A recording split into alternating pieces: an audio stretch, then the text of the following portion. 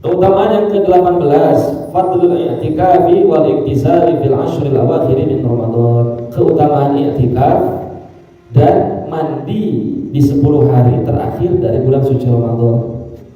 An Aisyah radhiyallahu anha qalat, diriwayatkan dari Sayyidah Aisyah radhiyallahu anha. Nah, ini beliau itu, Sayyidah Aisyah itu selalu mengamati Rasulullah. Sayyidah Aisyah itu sudah luar biasa ya. Wanita yang paling banyak menghafal hadis. Itu Sayyidah Aisyah. Karena Rasulullah SAW ya'takiful ashrul awakhirah min Ramadhan hatta qabadahu Allah Ta'ala. Bahwasanya Rasulullah SAW itu beriktikaf di 10 hari terakhir di bulan suci Ramadan sampai Allah mewafatkan beliau. Jadi beliau itu sampai wafatnya i'tikaf. Akhrajahu Bukhari wa Muslim wa ghairuhuma. Hadis riwayat Imam Bukhari dan Imam Muslim dan selain dari keduanya. Wa an Ali radhiyallahu anhu anna Nabi sallallahu alaihi wasallam, diriwayatkan dari Sayyidina Ali radhiyallahu anhu bahwasanya Nabi sallallahu alaihi wasallam kana yaqtasilu bainal isya'aini kullal lailatin, yakni min al-ashril awakhir. Dzakarahu Ibnu Rajab fi Lataifil Minan. Bahwasanya Nabi itu mandi di antara 2 isya, maksudnya antara maghrib sama isya setiap malam, maksudnya 10 hari terakhir. Jadi bagusnya mandi itu. Sunnah itu. Makanya kan ada istilah, kalau selain ini ba'da maghrib itu kan nggak boleh mandi kan, bagusnya. Jadi ayo asam urat segala macam penyakit begitu. Nah tapi kalau 10 hari terakhir nih, nah ini kekhususan sunnahnya mandi. Jadi bisbuka lah kalau begitu, mandi dulu mau tarawih. Ini sunnah. Setiap malam Nabi itu melakukan itu. Min hadainil haditsaini fawaid. Dari 2 hadis ini mengandung beberapa faedah. Al-faedatul ula, faedah yang pertama, hadal hadis ini kana ya'takifu yurshidu ila anna i'tikafa huwa al-muqsu fil masjid bi niyyati taqarrubi ila Allah taala. Nah, bahwasanya Nabi itu beriktikaf. Nah, ini menunjukkan sesungguhnya yang dimaksud dengan i'tikaf itu adalah berdiam di masjid dengan niat mendekatkan diri kepada Allah. Jadi ingat i'tikaf itu di masjid. Ya meskipun ada sebagian ulama ya boleh-boleh saja di sholat, di majlis, di zawiyah, umpama begitu. Cuman afdalnya di masjid. Afdalnya kalau bicara afdal ya. Maka ya jumhur ulama i'tikaf itu ya di masjid, bukan di tempat selain masjid. Nah, jadi niat itu i'tikaf, nawaitu an a'takifa fi hadzal masjidi lillahi ta'ala. Niatin, jangan sampai nggak niat. Makanya upayakan kalau masuk kemanapun, ke masjid manapun, upayakan kita berniat untuk i'tikaf. Karena i'tikaf itu meskipun umpama kita nggak ngapa-ngapain, cuma dia begitu, tapi niat untuk i'tikaf sudah dapat pahalanya. Apalagi ya wirid, ya baca Quran dan lain sebagainya. Jadi niat i'tikaf taqarrub ila Allah, ya, bukan ngeliwat, bukan tidur di masjid itu. Rajin ke masjid, jangan ibadah, isi ibadah dong. Terus kan banyak kan begitu kan ya, terutama bocah-bocah. Ya sebetulnya bagus kalau buat anak-anak itu sebetulnya buat menumbuhkan mahabbah ke masjid sebetulnya. Makanya kalau ada anak kecil di masjid itu biarin aja, gak usah ditegur. Jadi kalau sekiranya berisik ya tegur dengan tegur yang baik, jangan terlalu berisik ya, atau di luar misalkan begitu. Jangan sampai dimarah-marahin, diprototin begitu, biarin aja, namanya juga bocah. Biar dia senang sama masjid, tujuannya begitu. Kalau bocah sudah nggak mau ke masjid, wah repot nanti. Makanya biarin aja, namanya bocah. Qala Ibnu Abi Salam, telah berkata Imam Ibnu Abi Salam, al-i'tikafu ziyaratullah fi baitin min buyutihi wal inqita'u ilaihi fihi. Nah kata Imam Ibnu Abi Salam, i'tikaf itu adalah kita itu menziarahi kepada Allah dari rumah, di dalam rumah, dari rumahnya Allah.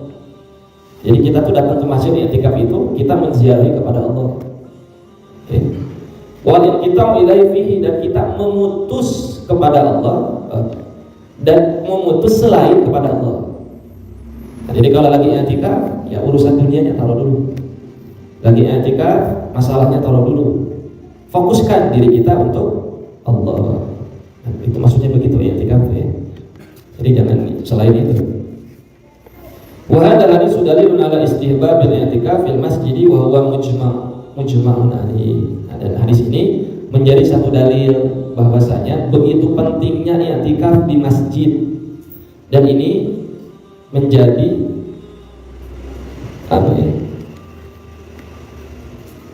sesuatu yang sudah disepakati mujma' alaih. Jadi i'tikaf di masjid, nah itu sudah mujma' alaih, kesepakatan sudah disepakati ulama. Wa qad waradat al-ahaditsu fi tartibi fil i'tikaf. Maka dan sungguh telah datang di dalam beberapa hadis fi targhibi fil i'tikaf. Dan sungguh telah datang beberapa hadis di dalam targhib fil i'tikaf, di dalam begitu pentingnya keutamaannya di dalam i'tikaf. Fa fil hadis sahih anna Nabi sallallahu alaihi wasallam, dan di dalam satu hadis yang sahih bahwasanya Nabi sallallahu alaihi wasallam pernah bersabda, man khada ilal masjidi aw raha a'adallahu lahu nuzulan fil jannati kullama khada aw raha. Siapa orang yang dia pergi pagi hari menuju masjid atau sore hari dia pergi menuju masjid, maka Allah akan menyiapkan satu tempat baginya di surga sebagaimana ya dia pergi pagi dan sore. Satu tempat khusus tuh kalau orang rajin ke masjid ya. Utamanya ya kita nih laki-laki, upayakan berjamaah sholatnya. Sesibuk apapun upayakan berjamaah. Makanya kalau ulama salaf soleh dulu saking pentingnya berjamaah, umpama ketika datang nggak ada orang yang bisa diajak berjamaah, itu sampai rela mengeluarkan hartanya supaya bisa berjamaah. Jadi bayar orang, karena tahu keuntungannya sebetulnya, ya kan? Kalau sholat sendiri munfarid kan cuma satu pahalanya. Kalau berjamaah 27 kali derajat. Itu saking pentingnya berjamaah. Nah, karena ini menjadi satu kekhususan, Allah siapkan tempat di surga khusus bagi orang yang rajin pergi ke masjid. Muttafaqun alaih. Wa fi riwayat Ibnu Hibban an Abi Bakr qala khabarani Rasulullah sallallahu alaihi wasallam. Dan di dalam riwayat Imam Ibnu Hibban dari Sayyidina Abu Bakar radhiyallahu anhu, qala telah berkata, telah mengabarkan kepada saya Rasulullah sallallahu alaihi wasallam, annahu man i'takafa yawman wa lailatan yuridu bidzalika wajhallahi azza wa jalla kharaja min dunubihi kayaumi waladathu ummuh. Siapa orang yang dia beriktikaf seharian, satu hari satu malam, dan dia itu menginginkan hal yang demikian itu karena semata-mata karena Allah saja, maka kalau ada orang model begitu, maka kharaja min dunubihi kayaumi waladathu ummuh, maka seperti maka diampuni dari dosa-dosanya seperti anak yang baru lahir dari ibunya. Berarti bersih, dosanya dibersihkan. Kalau i'tikafnya karena Allah. Untung apa untung kira-kira? Untung. Qala ba'd ulama, telah berkata sebagian ulama, hadzal haditsu wa in kana fi isnadi maqalun illa annahu fi fadailil a'mal.